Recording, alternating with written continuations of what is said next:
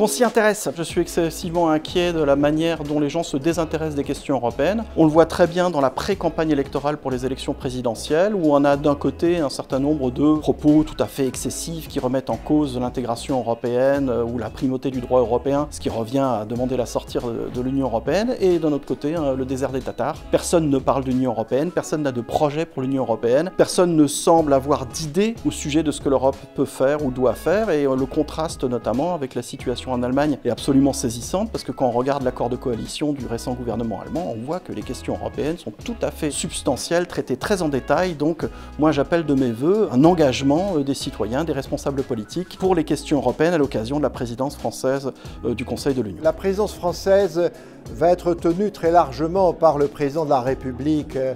Macron, qui a eu l'idée de souveraineté pour l'Europe. Ce que j'espère, c'est que cette présidence pousse les autres États à se préoccuper de la souveraineté européenne, notamment sur les questions militaires, mais pas seulement. Souvent, on oublie cette dimension parce qu'on dit que l'Union européenne n'est pas un État, n'est pas une fédération. Or, il faut peut-être donner plus d'enthousiasme pour aller vers une souveraineté européenne. Il y a une opportunité qui est intéressante. L'Allemagne va changer d'équipe gouvernementale.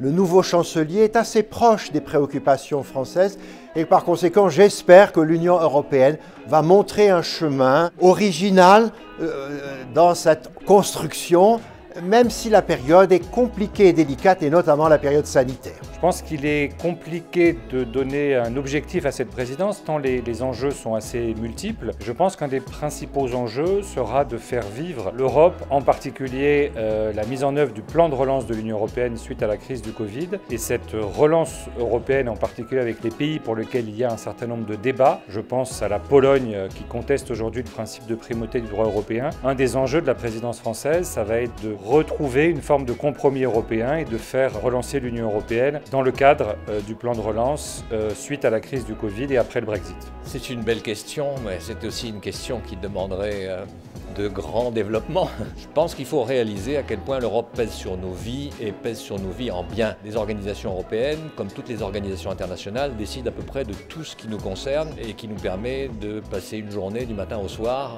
sans même qu'on se rende compte que ça pèse sur nos épaules parce que justement, ça n'est pas lourd. Mais la plupart des gens ne se rendent pas compte de ça. Soit ils ignorent totalement le poids de ces institutions, soit ils ignorent ce qu'elles sont, ce qui est quand même le plus fréquent parce que c'est compliqué, soit ils s'en moquent. Je crois qu'il faut vraiment réaliser à quel point c'est nécessaire et important de s'intéresser à ce qui se passe en Europe et à renforcer ces liens. Évidemment, c'est plus facile pour un universitaire qui rencontre partout sur tous les campus des gens qui lui ressemblent énormément et qui pensent la même chose. Mais au fond, quand on pèse le pour et le contre sur la longue durée, on se rend compte à quel point ça a énormément changé la vie des gens dans les pays qui ont adhéré à l'Union européenne. Il suffit d'aller dans ceux qui sont arrivés en dernier pour voir à quel point ça a changé par rapport à une époque où on les aurait visités avant leur entrée dans l'Union.